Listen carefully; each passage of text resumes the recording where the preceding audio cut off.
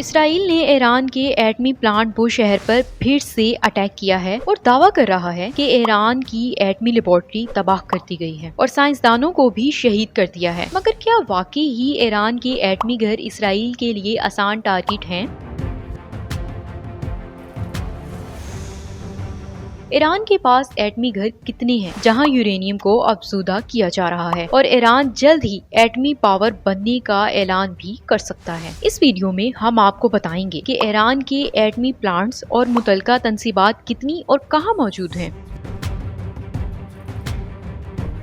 اگر بات کریں جوہری پروگرام کی تو تہران میں ایران کا جوہری پروگرام 1950 کی دہائی میں شروع ہوا۔ اس وقت یہ ایک پرامن مقاصد کا پروگرام تھا، مگر وقت کے ساتھ ساتھ یہ عالمی طاقتوں کے لیے تشویش کی علامت بن گیا، خاص طور پر 1990 کی دہائی میں جب یہ شک ابھرا کہ ایران در پردہ جوہری ہتھیار بنانے کے لیے سرگرم ہے۔ تو 2003 میں انٹرنیشنل ایٹامک انرجی ایجنسی نے پہلی بار ایران کی جوہری سرگرمیوں کا باضابطہ معائنہ کیا اور کچھ ایسے شواہد سامنے آئے جنہوں نے دنیا بھر کی توجہ ایران پر مرکوز کر دی۔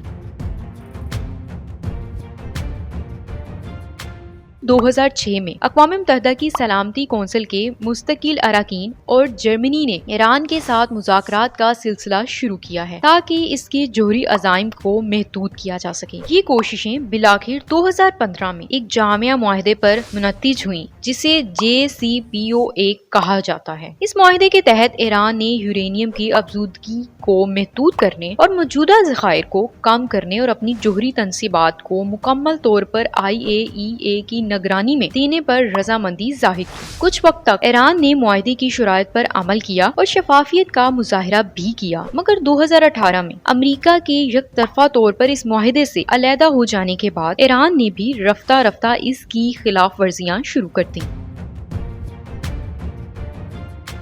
2021 تک ایران نے اپنے یورینیم افزودگی کی سطح 60% تک پہنچا دی، جو کہ ہتھیار بنانے کی سطح کے بہت قریب سمجھی جاتی ہے۔ اسی دوران IAEA نے ایران کے عدم تعاون پر بارہا شکایت کی، خاص طور پر 2021 سے 2025 کے درمیان۔ اس بگڑتی ہوئی صورتحال کو بہتر بنانے کے لیے 2025 کے آغاز میں ایک نیا سفارتی عمل شروع کیا گیا اور مختلف مذاکراتی دور بھی ہوئے، جن میں چھٹا دور 13 سے 15 جون کو عمان میں شیڈول تھا، مگر 12 جون کو IAEA کی ایک حساس رپورٹ سامنے آئی جس میں کہا گیا کہ ایران جوہری بریک آؤٹ پوائنٹ کے بہت قریب ہے۔ اسی رپورٹ کے اگلے دن 13 جون کو اسرائیل نے ایران پر اچانک حملہ کر دیا۔